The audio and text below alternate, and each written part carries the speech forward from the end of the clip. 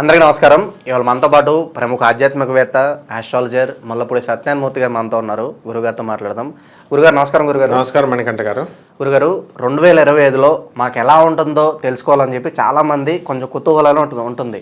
ప్లస్గా ఉంటుందా మైనస్ ఉంటుందా అని చాలామంది అనుకుంటూ ఉంటారు. మరి 2025 ముందుగా మనం మేషరాశి తీసుకుందాం. ఈ మేషరాశి వాళ్ళకి 5000 సంవత్సరాల తర్వాత మహర్దశ రాబోతుంది, మంచి దశ తిరుగుద్దని చెప్పి మాట్లాడుకుంటూ ఉంటున్నారు. మరి ఏం నిజమేనంటారా? మరి 2025లో మేషరాశి వారికి ఎలాంటి ఫలితాలు ఉండబోతున్నాయి? ముందుగా మనం మన ప్రేక్షకులకి హ్యాపీ న్యూ ఇయర్ చెప్దాం 2025 సంవత్సరంలో.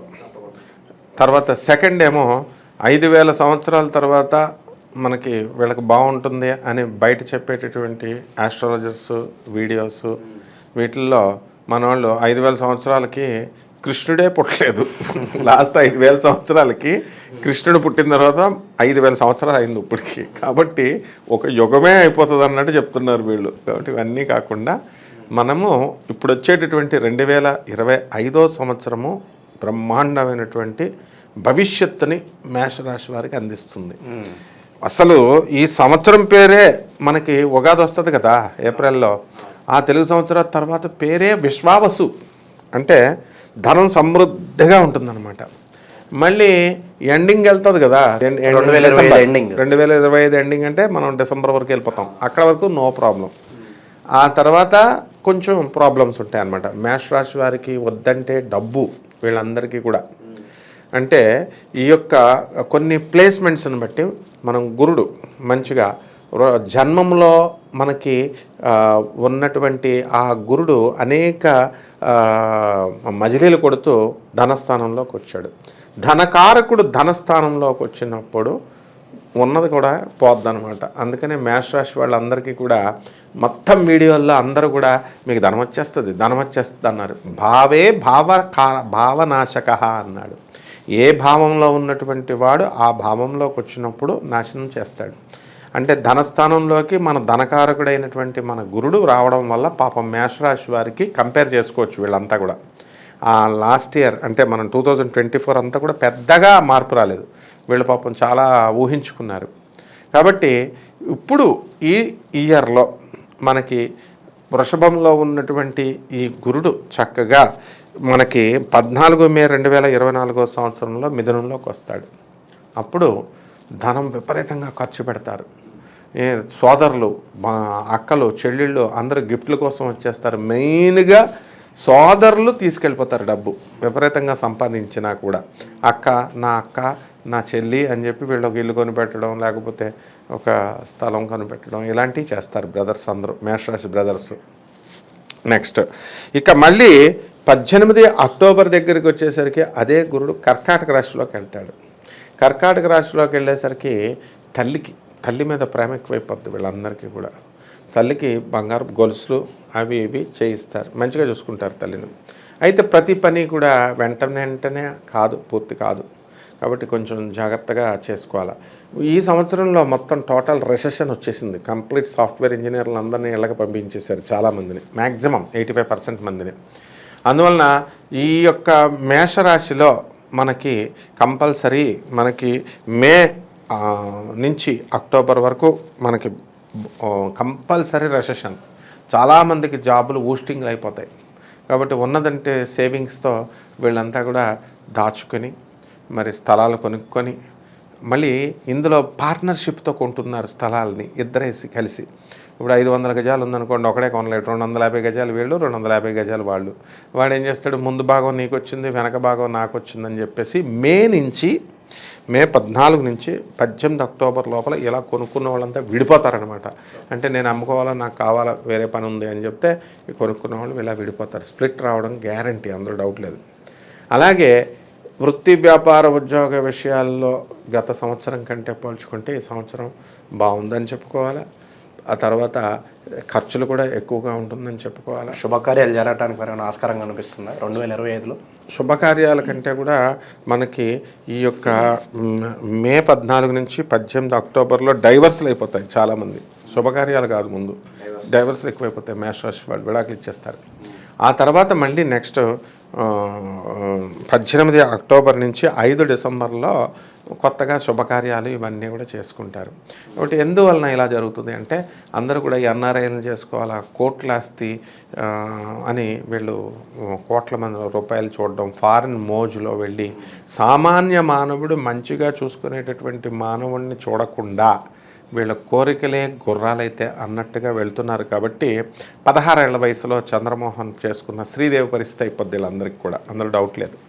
అంటే ఉర్రూతలోగుతూ వెళ్తున్నారు. అసలు విచిత్రం ఏమిటంటే అసలు వీళ్ళందరూ కూడా పెళ్లికి ముందే ఫోన్లుగా మాట్లాడేసుకుంటున్నారు.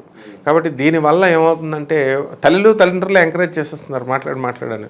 దీనివల్ల వారం రోజులు 10 రోజులు బాగానే ఉంటుంది. ఒక నెల తర్వాత సరిగ్గా పెళ్లిపీటల మీద వీళ్ళని వదిలేసి వేరే దాంతో ఎలిప్మెంట్ అయిపోతున్నాడు, లేచి వెళ్ళిపోతున్నాడు. చాలా సందర్భాలు ఉన్నాయి. మ్యారేజ్ చేసుకునే వాళ్ళు డీసెంట్గా ఉండాలా, మాట్లాడకూడదు. ఎప్పుడైనా ఒక మొక్క 2 మొక్కలు పెద్దవాళ్ళు మ్యారేజ్ అనేది కదా.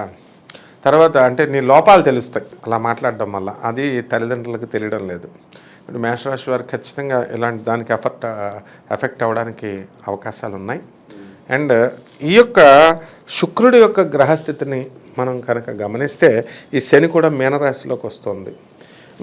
ఈ యొక్క మేషరాశి అత్తగారుల ఇన్వాల్వ్మెంట్ ఎక్కువైపోద్ది. ఎక్కడైనా సరే మనం పెళ్లి చూపులు కాపురం చేసేది కూతురు అయితే అత్తగారుల సెలక్షన్ ఏంటాయి బాబు. అత్తగారు తల్లి కూతురు మొగుడుగా ఓకే, నో ప్రాబ్లం, కొంతవరకు బాగున్నాడు, ఈడు జోడు బాగుంది అనాల. ముందు అత్తగారికి నచ్చాల ఈ సెలక్షన్ అనమాట, selection committee, screening committee. So ఈ పాలసీ మారాల. ఈ పాలసీ మారినప్పుడు కంపల్సరీ మనకి బాగుంటుంది. ఈ రాహు ఏం చేస్తాడంటే మీనంలో ఉన్నటువంటి రాహువు మనకి కుంభరాశిలోకి వస్తున్నాడు.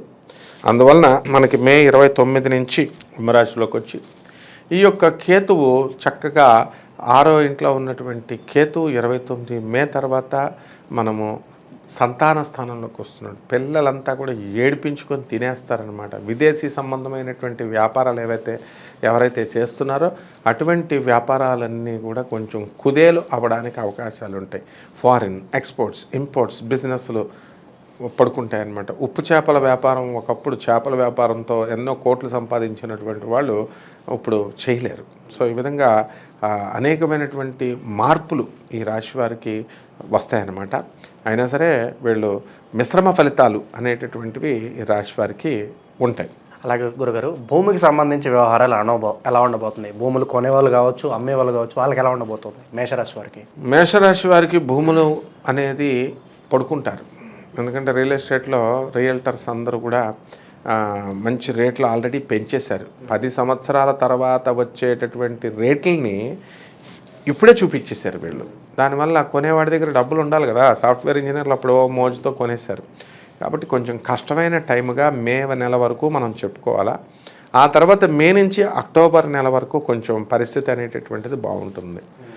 ఈ విధంగా మొత్తము ఆస్తులన్నీ కూడా స్థిరాస్తులు ఏవైతే ఉన్నాయో ఆ స్థిరాస్తులు అమ్మడం వల్ల ఎక్కువ రేట్లు అనేటటువంటివి రావడం ఉంటాయి. కొంత రియల్ ఎస్టేట్ రంగంలో కొత్త సైట్లు కొనలేరు, కానీ ఉన్నటువంటి సైట్లకు మాత్రం రేట్లు బాగానే వస్తాయి అమ్మితే. హెల్త్ వైజ్ ఎలా ఉండబోతుంది గురుగారు మేషరాశి వారికి ఓవరాల్గా 2025లో? మేషరాశి వారందరికీ కూడా కోడి మెడలాగా అయిపోద్ది. అంటే వాళ్ళకి మెడ నొప్పి ప్రాబ్లం ఇవి. అప్పుడు దాకా జిమ్ములకి వెళ్ళి మంచిగా మేము ఫ్రెండ్స్ అని తిరిగినటువంటి వాళ్ళంతా కూడా ఈ మెడ నొప్పి స్ట్రైట్గా పెడదామన్నా పక్కకి నొప్పి పెడదామన్నా న్యూరాలజిస్ట్ని సంప్రదించాలా అండి, ఆర్థోపెడిక్స్ని సంప్రదించాలని మనకు ఫోన్లు వస్తున్నాయి. కాబట్టి ఆరోగ్యపరంగా నరాల వీక్నెస్ అనేటటువంటిది వచ్చేస్తుంది. తర్వాత ఈ వీళ్ళకి యూరినరీ ప్రాబ్లమ్స్, తర్వాత గర్భసంచి ప్రాబ్లమ్స్, ఇవి ఈ మేషరాశి వారికి 2025 సంవత్సరంలో వస్తుంది. చాలామందికి అబార్షన్స్ కూడా వాళ్ళు కావాలని చేయించుకుంటారు. ఆడపిల్లనో లేకపోతే ఇప్పుడు పెంచలేమనో ఇలాంటివన్నీ కూడా చాలా ఎక్కువగా జరుగుతాయి ఈ సంవత్సరం. గురుగారు, కొన్ని ప్రాబ్లమ్స్ ఉన్నాయి కాబట్టి మంచి ఫలితాలు పొందడానికి త్రోట్ 2025లో మొత్తం చేసుకోవడానికి ఒక మంచి పరిహారాలు తెలియజేయండి మేషరాశి. అద్భుతమైన క్వశ్చన్. వీళ్ళకి ఏంటంటే ఏం చేయాలంటే ఈ మేషరాశి వాళ్ళు చక్కగా మనకి రావి చెట్టు ఉంటుంది. ఆ రావి చెట్టు చుట్టూ డైలీ 108 ప్రదక్షిణాలు ఒక 41 రోజులో 21 రోజులో అలా ఒక నియమం పెట్టుకొని అలా చేసుకోవాలి. అలా కానీ సంవత్సరం అంతా కూడా చేస్తే ఇంకా బాగుంటుంది. ఏంటంటే ఇంకా అసలు కంప్లీట్ పట్టుకున్నటువంటి శని అంతా కూడా పోతుంది. అలాగే వటవృక్షము అని ఉంటుంది. వటవృక్షం అంటే వటసాయి పత్రం, మర్రి ఆకు మీద, ఆ మర్రి చెట్టు మీద యక్షిణి దేవతలు ఉంటాయి. ఇవి యక్షిణీ దేవతలు అవనియండి, ఎవరైనా అవనియండి, ఆ మర్రి చెట్టు నీడలో కనుక పూజ చేస్తే సత్వర ఫలితాలు వస్తాయి. అంటే మనకు 2 రకాలు ఉన్నాయన్నమాట. ఇప్పుడు శివుడిగా మనం పూజ చేస్తే రావి చెట్టు చుట్టూ తిరగాల. యక్షస్వరూపాయ జటాధరాయ అని శివుడిని మనం పూజించినప్పుడు, యక్ష రూపంలో చూసినప్పుడు ఆ మర్రి చెట్టు అసలు యాక్చువల్గా మర్రి చెట్టు పైకెక్కి చేయాలి. కాళ్ళు విరిగితే సులువు లేదు కాబట్టి మర్రి చెట్టు నీడలోనే జపం చేసుకోవాలి. ఆ మర్రి చెట్టు ఓడలు ఉంటాయి, ఆ ఓడలన్నింటినీ కూడా త్రుంచేసి పూజా గదిలో పెట్టుకోవాలి. బ్రహ్మ విష్ణు మహేశ్వరులు ముగ్గురు కలిసినటువంటి ఫోటో పెట్టుకోవాలా. త్రినాద వ్రతాన్ని సంవత్సరంలో 2025లో కనీసం ఒక్కసారన్నా జరిపించుకోవాలి. ఈ విధంగా కనుక వీళ్ళు జరిపించుకున్నట్లయితే బ్రహ్మాండంగా వీళ్ళకి సంవత్సరం అంతా కూడా ఉంటుంది. అండ్ పువ్వులు కూడా గన్నేరు పువ్వులు, చామంతి పువ్వులతో మాత్రమే వీళ్ళు ఈ 2025వ సంవత్సరంలో మనకి గణేష్ మహారాజ్కి పూజ చేయాలి. నీళ్లు వెయ్యాలి చెట్లు కోసే ముందు. ఇలా కనుక చేసి అలాగే గాణగాపురం వెళ్ళి దత్తాత్రేయ స్వామి వారి దర్శనానికి చెప్పులతో లేకుండా, నేను చెప్పిన తర్వాత అందరూ చెప్పులు లేకుండా వెళ్తున్నారు. గుడ్ సింబల్ అనమాట. ఎందుకంటే గురుదేవులు తిరిగిన ప్లేస్. మనం కాశీకుండ అని అక్కడ ఉంటుంది. నీళ్లు ఆయన గురువుగారు శ్రీ నృసింహ సరస్వతి స్వాముల వారు, దత్తాత్రేయుల వారు ఆ నదిలో స్నానం చేశారని చెప్పి అక్కడ మన కాళ్ళకి అంటుకోకూడదు అంటారు. ఆ బావిలో నీళ్లు కాళ్ళతో తొక్కకూడదు అని ఆ గౌరవం మనం ఇచ్చినప్పుడు ఆ ఊర్లో ఆయన తిరిగితే చెప్పులు వేసుకుని ఎలా తిరుగుతాం మనం? కాబట్టి నిజమైనటువంటి ఫుల్ రిజల్ట్ రావాలంటే వీళ్ళకి చెప్పులు లేకుండా గాణగాపురం వెళ్ళాలి. ఒకడు ఫోన్ చేశాడు, సార్ బొబ్బర్లు వచ్చేసినాయి సార్ గురువు గారిని. ఎంత బొబ్బర్లు, ఎంత రక్తం, ఎన్ని ముళ్ళులు గుచ్చుకుంటే అంత తొందరగా వీళ్ళకి ధనం అనేటటువంటిది వస్తుంది ఆయన. ఓవరాల్గా 2025లో మేషరాశి వారికి ఎలాంటి ఫలితాలు ఉంటాయో చాలా చక్కగా వివరించారు. ప్రేక్షకుల తరపున అలాగే ఛానల్ తరపున మీకు కూడా నూతన సంవత్సర శుభాకాంక్షలు కోరారు. ధన్యవాదాలు నాయన.